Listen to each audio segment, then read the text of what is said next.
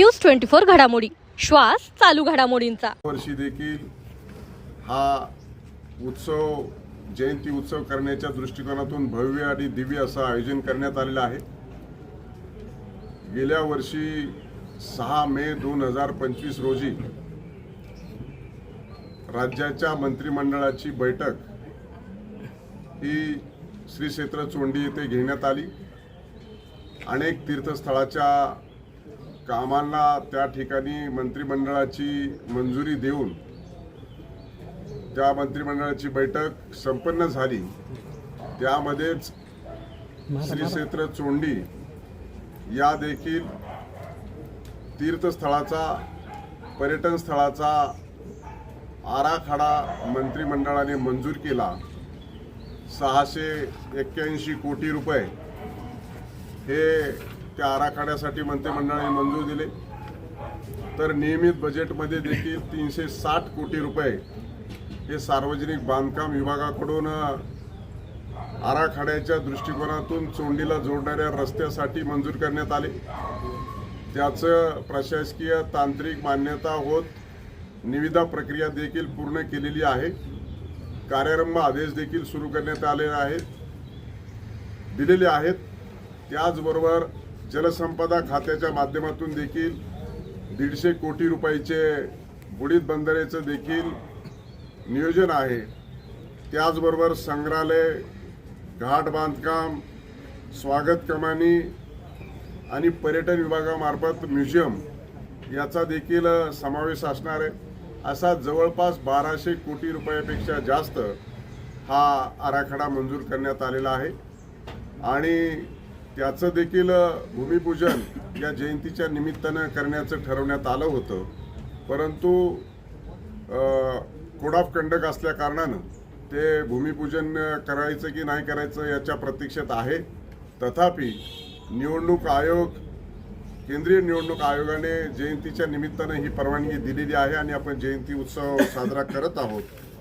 त्याचबरोबर या कार्यक्रमासाठी राज्याचे आदरणीय मुख्यमंत्री देवेंद्रजी फडणवीस साहेब, उपमुख्यमंत्री आदरणीय एकनाथरावजी शिंदे साहेब, दुसरे उपमुख्यमंत्री आदरणीय सुनेत्राताई पवार मॅडम, त्याचबरोबर मंत्रिमंडळातील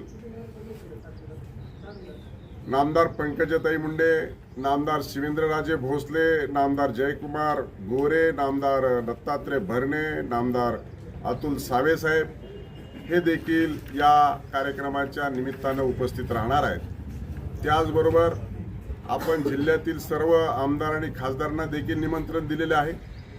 त्याचबरोबर महाराष्ट्र राज्यातील आजी माजी धनगर समाजाच्या आमदार आणि खासदारांना देखील यासाठी निमंत्रित केलेलं आहे।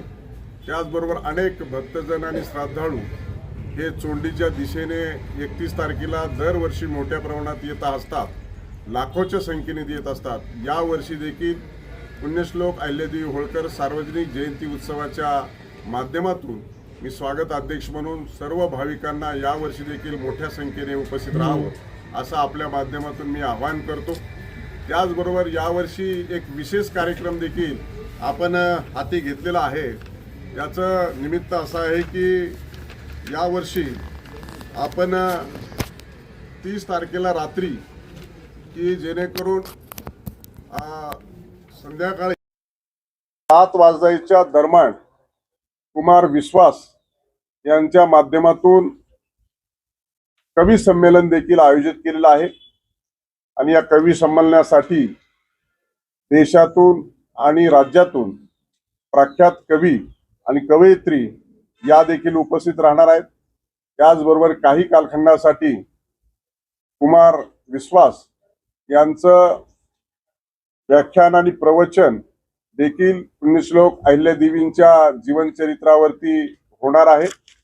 त्याचबरोबर त्यानंतर हा कार्यक्रम 30 तारखेला रात्री 10-11च्या दरम्यान संपल्याच्या नंतर मोठी ड्रोन शो हा त्या ठिकाणी आयोजन केलेला आहे आणि हा ड्रोन शो देखील सगळ्यांना आकर्षणाचा भाग राहणार आहे।